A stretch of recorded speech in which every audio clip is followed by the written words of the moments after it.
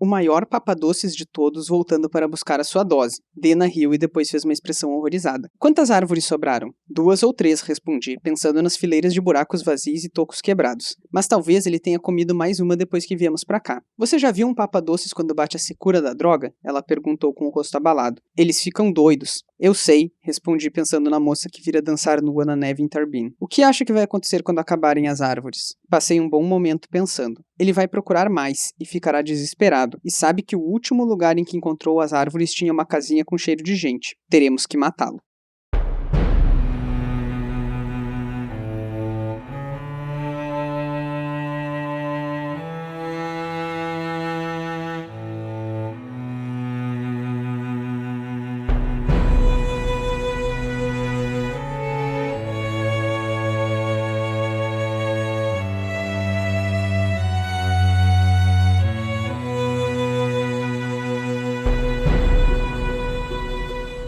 Oi pessoal, vocês estão ouvindo o 31º episódio dos Quatro Cantos, o podcast de releitura da Crônica do Matador do Rei do Patrick Rothfuss. No episódio de hoje, que se chama Papadoces, a gente vai comentar o capítulo 77 do Nome do Vento. Eu sou o Arthur Maia e estão aqui comigo o Eric Alves. E aí pessoal, tudo bem com vocês? E a Rayane Molinário. Oi gente, tudo bem? E lembrando que agora vocês também podem nos apoiar no Catarse, a nossa campanha de financiamento coletivo. Dependendo lá da doação que vocês fizerem, vocês vão receber brindes, né? Participar do nosso grupo no Telegram, participar do sorteio mensal. E volta e meia a gente também tem os apoiadores aqui conosco. Então fica aí o nosso muito obrigado ao Ramon Fernandes, Tainá Bustamante, Pedro Rodrigues, Josiane Zambon, Lucas Queiroz, Renan Rebeque, Felipe Vidal, César Catizani, Daphne Mendes, Vinícius Silva, Newton Capistrano, Mariana Ferreira, Bruno Kelton, Tairã de Castro, Alessandra Alves, Tairã de Castro e Alessandra Alves. Muito obrigado a todos vocês que nos ajudam aí a manter, né, o podcast. Para hoje, a gente tem só um capítulo, mas é mais um daqueles capítulos longos, né, que tem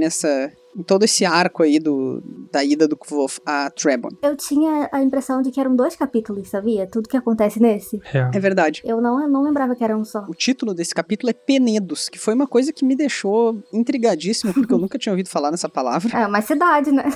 Tem uma cidade.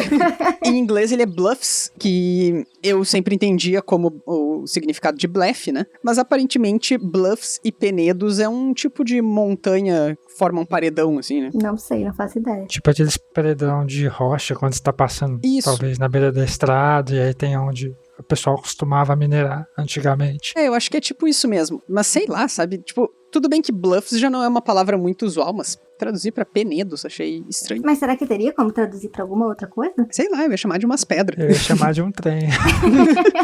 Mas realmente parece que a gente não tem muito costume aqui de dividir essa questão geográfica de tipo planalto, morro, é tudo morro. Ah, Pois é, eu também acho. penhasco, sei lá, eu ia botar um troço assim. Penhasco talvez funcionasse, sei lá, eu não entendo, a gente deve ter algum geólogo nos escutando que vai nos corrigir aí. Mas essa cidade que a Rayane mencionou, que se chama Penedo, que fica aí no Rio, né, ela é uma colônia finlandesa, ela é a única colônia finlandesa no Brasil. Famosíssima, nunca fui. Pois é, será que lá eles estão também numa região finlandesa de... Não sei, talvez. Bom, o capítulo começa então com o Kvothe acordando todo dolorido depois de ter dormido que nem uma pedra. A Dena até reclama que ele caiu por cima dela, né? E nem acordou. E nem acordou. Acordou depois do primeiro dia de academia, né? Olha, eu sonho em ter uma noite de sono assim faz muitos anos, eu não tenho, mas seria De ótimo. acordar assim dolorido ou de não ver mais nada? Não, de só não ver mais nada e acordar no outro dia. Ah, tá. E aí eles ficam lá conversando, né? Eu gosto bastante desse primeiro diálogo que eles têm nesse capítulo, eu acho. Cheio de... Ai, meu Deus, fugiu a palavra. É duplo sentido. Duplo sentido, isso aí. É. E eles fazem várias piadinhas, assim, que a gente às vezes até perde se tá lendo muito rápido, né? Uhum. Mas eu gosto dessa dinâmica aqui. Tem uma hora que ela fala, como é? Que as mulheres não têm esse problema. De acordar assim, rígido. Assim, sabe como é? A rigidez é sempre maior quando a gente acorda. E aí a Dena diz, nós mulheres não costumamos ter esse problema. Talvez eles estejam na 5ª série. Mas eles estão muito na 5ª série nesse capítulo, tipo, até quase o final. Sim, eu gosto muito do humor em geral desses livros, mas quando é o Kvolf e a Dena, eles viram completamente nonsense, eu acho muito bom. Eles rindo da vaca gigante no outro. O Kvolf mostra pra ela a pedra Loden, né, que ele pegou daquele latoeiro quando tá indo pra Trebon. E ela diz que ela já conheceu alguém que usava uma pedra Loden como peso de papel. E ela diz que, embora fosse super valiosa, né, hiper cara e tal, a pessoa fazia questão de usar pra... A questão de dizer que usava como peso de papel. Tipo, olha, eu sou tão rico que eu tenho essa pedra aqui que é valiosíssima, mas eu sou tão rico que eu vou usar só como peso de papel. O que faz eu me perguntar se essa pessoa não é o Ambrose, né? Talvez. É o tipo de coisa que ele faria. Parece algo que ele faria. É bem alto de faria, mas não acredito que seja ele, não. Acho que tem mais pessoas ricas desse tipo lá. Sem noção, né? Tem, mas é que isso me pareceu tão específico pra não ser nada. Mas acho que se fosse ele, talvez ela diria. Não, mas ela não sabe que eles se conhecem. Eles se conhecem, É verdade. Esqueci disso. Ela também não costuma falar das pessoas que ela conhece, assim. Só quando é pra rir. Mas eu digo, talvez ela falasse se fosse da universidade. Talvez. Enfim, era só mais um burguês safado. Nesse caso, é nobre mesmo. Né? Exato.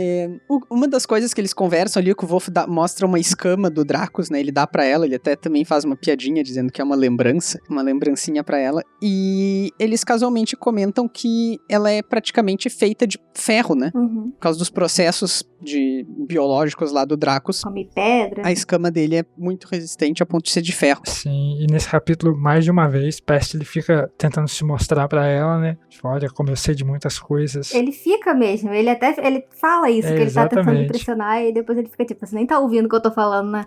Exatamente. Não é exatamente um assunto muito agradável de você ter, né? Como funciona o sistema digestivo de um Dracos, e tá, legal que eles comem pedra, mas não precisa explicar detalhes.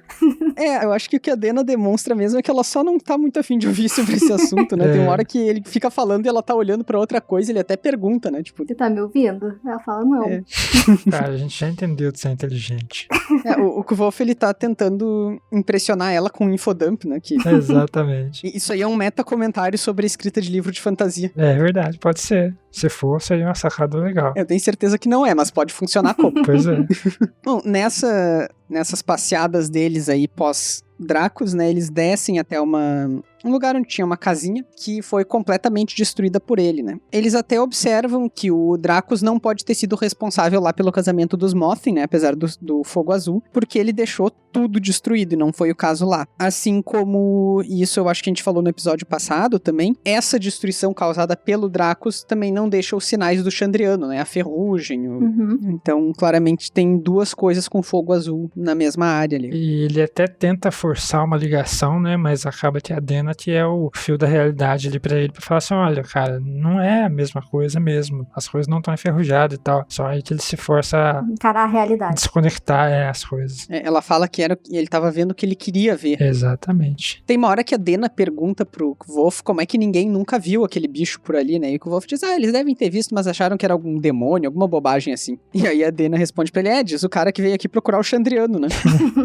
A resposta dele é ótima, porque tipo, não, mas aí é diferente, né? Diferente na cabeça dele, né? Porque se você chegar pra qualquer pessoa e falar que você vai procurar o Chandriano, a pessoa vai achar que ele é doido.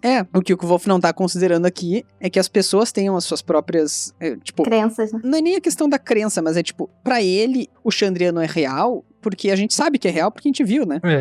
E ele com certeza não iria achar isso antes de ter visto eles. Então, o que o Kvolf não tá considerando é que podem existir muitas coisas que ele não imagina. Podem existir outras verdades, né, sem ser a dele. Exato. E que também podem ser verdades, não só uma questão de crença, mas uma questão de experiência concreta ali, né? Sim. Bom, nessa hora eles percebem também que esse Dracos aí que tá comendo muitas árvores, ele também comeu várias árvores de um lugar em particular que era um pouco mais afastado, né? Na qual eles percebem que aquilo ali é uma plantação de Dênera, né? A Dena, inclusive, começa a comer, prova uma frutinha, e é quando o Kvolf percebe que ela tá comendo a droga, né? Que é super popular e viciante em Temerant, e ele dá pra ela o que é aquilo que ele dá pra ela mesmo? Carvão, isso aí. Pra tentar absorver, né?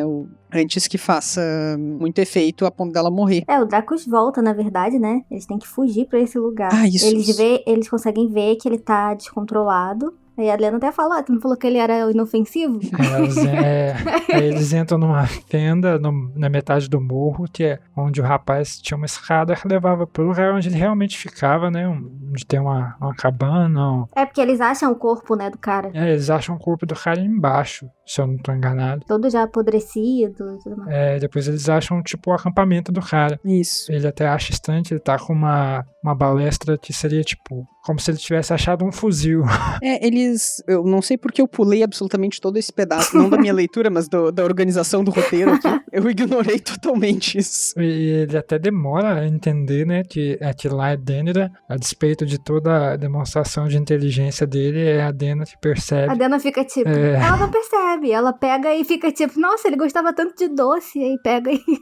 Exato. e bota na boca, porque, né, tem uma coisa esquisita grudenta numa panela, você vai pegar e vai botar na boca, sim. Eu acho que isso aí reforça um pouco uma coisa que a Dena repete várias vezes, que ela é urbana, né? Sim, sim. Ela fala isso também nesse capítulo. Sim, acho em que algum momento, acho que é no momento em que eles acham o corpo mesmo, um negócio assim. Isso. Que ele pergunta o negócio da arma. É quando o T-Volt ele tá explicando pra ela o motivo de como o Dracos conseguiria cuspir fogo. E aí ele, nesse momento onde ele tá se exibindo de inteligência, ele fala do gás nas fezes da vaca e que as crianças botavam fogo no estrume, no pasto, pra brincar e tal. E aí ela fala que ela é da cidade e não fazia esse tipo de brincadeira. É isso aí mesmo. E isso reforça, porque ela não sabe se comportar no meio do mato, né? Ela vê uma frutinha, ela vai lá comer. Relacionável.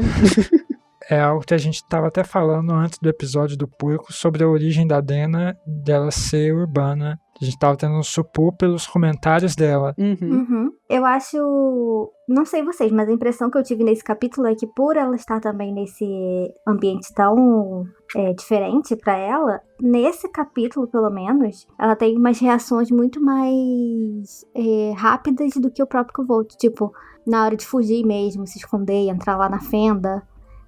de falar que, tipo, não, vamos embora daqui, não vamos ficar, porque eu queria até enterrar o corpo do cara lá e ficar lá embaixo fazendo sei lá o quê, zanzando, e ela, acho que justamente por não conhecer, né, o local e não estar confortável com a situação, acabou que ela tava com um sistema de segurança, digamos assim, mais alerta, e acabou ajudando os dois nesse sentido. Claro que quando chegou lá em cima, quando eles se sentiram seguros, ela foi, comeu a Dênera lá e tudo mais. Agora tu me deixou pensando numa coisa, que assim, tudo bem, eu sei que aqui eles estão meio que procurando o mecenas dela, eles também estão investigando alguma coisa, mas eles estão meio sem rumo, né, durante esse capítulo. Sim. Eu acho que eles estão totalmente sem rumo, porque eles já viram que não é o Chandriano, o fogo azul em cima do morro, que é o Draco, e não tá ali o mecenas dela. Então eles só estão bisbilhotando aquele lugar estranho antes de voltar. Pois é. E aí acabou que, como o Dracos voltou, eles não puderam voltar. E eles acabaram indo se enfiar nesse buraco aí, que é o Penedos, né? Sim, igual a Rayane falou das reações da Dena, acho que até fazendo uma ligação com a metalinguagem que o Arthur falou, as reações do T-Volt nesse capítulo é muito heróica, muito coisa de fantasia, tipo, eu tenho que enterrar esse cara, foi o Chandriano que fez isso tudo, e ela tá só, não, cara, vamos embora, pega esse trem aí, vambora. Não, mas é isso, tipo, ele tá ali ainda focado no que ele acha ser a missão dele, né? Que ele não tem nenhuma mais nesse momento, mas ele ainda quer acreditar que tem. E ela tá tipo, cara, vambora, não tem mais nada pra gente fazer aqui, vamos sair desse lugar, já tem gente morta, já tem um monte de árvore destruída, tem um bicho gigante. O que mais você quer, né? Chega. Tem uma coisa que eu até já comentei aqui muitos episódios atrás, eu acho, mas que a Dena, nessa cena, ela come, né, a resina de Dênera lá, que é uma substância que é muito relacionada a ela por causa do nome, né, que é Denner ou Dênera, de qualquer maneira fica parecendo com Dena, e muitas vezes a Dena é comparada com uma pessoa viciante, né, que deixa as pessoas quase em crise de abstinência, assim, que é o caso do Joss, do Sovoi e, em alguma medida, até do próprio Kvof, né? Sim. Em alguma medida, não, totalmente, né? Eu acho que são diferentes. Não, sim, mas dá pra comparar, é um vício diferente. Na hora que o Kvof tá dando carvão pra Dena, e ela tá meio, não entendendo o que tá acontecendo, né? Ela tá meio extasiada, assim, já. Mas ele também chega e pega o carvão e fala, tipo, come. Então eu acho que é até compreensível.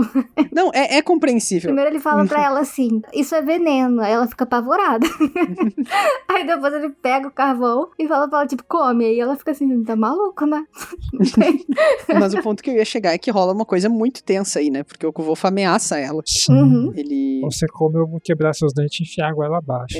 O que ok, ele... Não, cara, isso não é ok. Ali ele tava falando isso no desespero pra salvar ela, mas Não é completamente ok. descabido, né? Isso não é ok, cara. Não é ok. Procure ajuda se alguém falar isso pra você. Não, o que eu quis dizer aqui é que, tipo, o Kvolf fala completamente sem querer, mas Claro, ele tá tentando salvar ela. Depois ele faz a demonstração, tipo, ele come um pedaço de carvão e pra mostrar Tipo pra como ela, você tipo, faz com o cachorro, né? Tentar fazer o cachorro comer remédio. eu não sei, eu nunca tomei remédio de cachorro. Você não toma, você finge. Mas enfim, ele espera um pouquinho, eu acho, pra ver se o efeito tá acontecendo nela, né? Ou ele aperta o machucado, um negócio assim. Ele espera pra ver se ela vai... Porque daqui a pouco ela começa a delirar um pouquinho, né? Uhum. Mas daí ele vê que vai ser estendido por bastante tempo, porque ele conseguiu diluir. Deu água, né, e tudo mais. Uhum. Ele faz o possível, né? Tipo, coloca o carvão pra absorver, dilui e tal, manda ela lavar a boca. Ela não chega a vomitar, mas a falta ela fica com ânsia e tal. Mas ela fala também que ficou com um pouco preso no dente. Então, assim, nem teria, eu acho, tipo, só se ela tivesse uma escova de dente. Porque, né, parece ser uma substância bem grudenta, bem... Sim. Será que ela consegue fazer revisão dentária em Trebon? Não sei. Será que dá cárie, resina de dente? Se der, o Volt pode arrancar o dente dela com um soco, né? Ou não, né? Ele já ameaçou. Mas eu acho que não dá cárie não, porque os dentes ficam bem branquinhos. Ah, é verdade. Antes da caridade, você já morreu, né? De novo, dessa vez a Dena termina a frase, ela fala que os olhos dele mudam de cor, né? Ela já tinha falado isso antes, já tinha dado a entender isso. E aí agora ela realmente termina de falar e o Kvolf diz que herdou eles da mãe e que a única pessoa que percebeu antes foi o Abenfi. Vocês lembram se isso aparece, o Abenfi falando alguma coisa sobre isso? Porque eu não me lembro. Não. Não lembro também. Talvez algo relacionado, tipo, você tem os olhos da sua mãe e tal, mas... Pois é. Bem Harry Potter, né? E daí o Kvolf fala que ele ficou surpreso que a Dena percebeu, né? E daí a Dena disse que a função dela é notar as coisas nele. E ela, aqui nessa frase dela, ela claramente se coloca como alguém que particularmente gosta dele. Uhum. Presta atenção, né? O foco desse capítulo todo é nessa parte, né? Tipo, da relação dos dois e das, entre aspas, confissões dela. Eu até, claro, sem spoiler, mas eu acho que ela vai confessar mais coisas no capítulo seguinte ainda, né? Sim, sim. Mas aqui, sim, porque ela vai ficando mais sem filtro, né? Conforme a resina vai fazendo efeito. Uhum. E ela diz pra ele que ele sempre diz as mentiras mais lindas. E daí, na sequência, ela pergunta se ela vai morrer e ele diz que não, de jeito nenhum. Isso me deixa muitíssimo pensativo. Essa sequência de diálogo aqui, porque a gente sabe que existe algum final bem trágico, né, entre eles dois, que a gente não sabe qual é. O que faz eu me perguntar se isso aqui não seria, quando a gente tiver a história completa, isso aqui não seria uma indicação, né, um foreshadowing, uma antecipação do que pode acontecer. Eu espero que não, mas... Ela ainda pede pra ele repetir, né, em voz alta. Falar de novo. É uma cena muito forte pra ser despropositada, né? Sim, exatamente. Não acho que seja. Eles falam também em vender, né, aquela Dênera que tá ali. A Dena até fica meio escandalizada, porque ela diz, tipo, não, como é que tu vai sair vendendo isso aí? Eu já vi gente viciada, é horrível, não sei o quanto que eu quero esse dinheiro. Mas daí o que eu vou falar que ele é vender pra medicamento, né? Isso, pros boticários. Que não iam pagar tanto, mas também eles não iam vender pros traficantes. Basicamente é isso que ele fala. Sem essas palavras. E no final das contas é um bom plano, né? Eu acho que não teria muita graça o livro depois disso, se acontecesse isso. O Kvolf, nem todo o dinheiro do mundo consegue comprar o Chandriano, né? Ele ainda ia estar atrás deles. Mas eu resolveria muitas coisas. Eles falam sobre isso também. A Dena fala que ela poderia levar uma vida confortável, né? Por muito tempo, sem ficar endividada. Poderia comprar um pônei, né? Várias coisas úteis. Tem uma coisinha chegando perto do final do capítulo aqui, que a Dena fala: Santo Anjo Ordal Celeste, eu estou ótimo. Isso me pareceu tão católico, eu até fui pesquisar, e eu não achei menções específicas a um Anjo Ordal, ou a um Ordeal Angel. Pois é, eu também dei uma pesquisada no e-book do primeiro livro, e não aparece novamente essa menção. Pois é, na religião tem umas coisas assim, né? Não é a primeira menção a figuras religiosas que aparecem completamente soltas, assim. E Ordal tem a ver com ordalho, né? O ordalho é aquele tipo de... Ou é ordalha, Rayane? O quê? Eu não sei do que você tá falando. Aquele tipo de teste das bruxas lá, pra ver se a pessoa era bruxa. Que se colocava numa situação de castigo físico, né? Ou de... Ah, tá. É ordalho ou ordalha? Agora eu não me lembro. Eu também não sei, mas eu sei do que você tá falando. É Ordalha. Ordalha, né? Também é conhecida como juízo dos deuses. Isso, que é um julgamento, né? Onde... Prova judiciária usada pra determinar a culpa. Tipo, vou te jogar na água, se você flutuar, você é bruxa, e se você se afogar, você é pessoa normal. E daí a gente pede desculpa e era isso aí. No Código de Hammurabi tem isso aí, inclusive. Não, tipo, se você morrer, aí a gente absolve sua alma, você pode ir pro céu. O prêmio é esse. Se flutuasse, não. O Código de Hammurabi tem isso já, tipo, bem anterior, né? Uhum. Eu sei porque eu tive que ler o Código de Hammurabi inteiro, foi a única coisa que eu fiz quando eu fiz história antiga. E não porque eu não fazia as coisas, mas porque foi a única coisa que nos foi mandado fazer. Mas a maioria da parte de legislação vinha do código, então não tinha nem como fugir. Sim. Tem uma lei que eu acho muito boa, que era, se alguém... É a Lei 25, eu lembro disso com muita clareza. Que se uma casa tá pegando fogo, e daí tu vai lá ajudar a apagar o fogo, mas no meio do processo tu rouba alguma coisa da casa, tu tem que ser morto naquele mesmo fogo. Eita. Na casa pegando fogo? Vou ter que botar fogo na casa de novo? Tipo, e se as pessoas apagarem e o fogo não tá mais lá, sabe? Bom, e aí assim se encerra esse capítulo, né? Eles estão se preparando lá pra... Descendo, né? Descendo lá do Penedo. E aí eles escutam um rugido do Dracos. Quando eles estão pensando em o que eles vão fazer com o dinheiro, a Dena disse que quer comprar um pônei. e o Kvolf disse que vai comprar pra ela uma boa meia harpa pra ela não ficar mais tocando lira, que é um instrumento menor, né? Na visão dele, né? E é isso aí. Pessoalmente, eu acho esse final... Não parece um final de capítulo, né? Esse capítulo, ele teve tanta coisa, que teve muita parte que eu achei que ia ser um final de capítulo e não foi. E aí, chegou nesse foi. Acho que ele só viu que ficou muito grande e falou assim, opa, vou parar. Esse final de capítulo, tipo, ficou um gancho muito claro ali. Tipo, ele corta a cena no meio pra não falar o que ele quer. Que ela fala, eu vou comprar um pônei e tal. Comprar uma lira, uma meia harpa pra você. E eu sei o que você vai querer. Aí corta a cena, tipo, então o Drácula surgiu. E é um gancho bem cru, tipo, de história antiga, coisa de você ver em história, tipo, história bem antiga pra dar o gancho pro próximo capítulo, mas aqui ficou bem simples, ele não preparou esse gancho. Na verdade, eu acho que ele jogou, assim, tipo, um clima, né, entre eles, só que não ia dar pra desenvolver nada ali, porque a garota tá louca na droga, porque, né, ele fala, tipo, eles estão muito juntos, eles estão meio que abraçados, e o rosto tá centímetro um do outro, e aí ela pergunta, tipo, o que você quer? E aí fica, tipo, só que ele não pode responder, porque aí o Dracos vai e desvia a atenção dele pra outra coisa. Porque realmente não teria como continuar esse diálogo. Eu não tinha tentado. Eu não tinha lido nesse tom, nessa parte da conversa. Mas acho que é mesmo. Pra mim, ficou parecendo muito aquelas histórias de criança, onde a pessoa começa a escrever a história na folha, e vai acabando na folha, e ela fala, então todo mundo morreu. E deixou também um gancho pro capítulo seguinte, né? Porque, tipo, rugiu. Beleza, tá perto, tá longe, tá onde? Sim. Uma coisa assim, é que não precisava nem ser uma quebra de parágrafo, quem dirá de capítulo, né? Sim. Uhum. Mas o capítulo já tava grande, né? Então eu falei, esse capítulo já tá grande, vou cortar aqui. Vocês têm spoiler? Não. Eu acho que não, desse não. Foi bem um capítulo de preparação pro que vai acontecer e de estreitar as relações dos dois com as falas. Eu acho que esse capítulo ele é um capítulo bem grande, mas ele é um capítulo que, assim, muito dele é construção de mundo, né? A gente aprende coisa do Dracos, a gente aprende coisa de como fabrica resina, mas, assim, de acontecimento mesmo, não chega a ter tanta coisa. Até as revelações meio da Dena vão ser no próximo. É um capítulo interessante, mas no final das contas é um capítulo só necessário. Não dá pra ser todo o capítulo também ser uma reviravolta, senão acaba de nada reviravolta. Eu acho ele gostosinho de ler. É divertido. Ele começa divertido, né? Não fica enfadado. E tem a parte engraçada e depois tem a parte meio dramática, tipo, que é quando ela come o negócio lá e todo mundo fica apavorado, mas depois fica engraçado de novo, porque é quando eles começam a fazer as trocas deles, conversar. Então, assim, é bem um capítulo levinho mesmo, assim, de passagem de tempo, eu acho. Bom, então tá.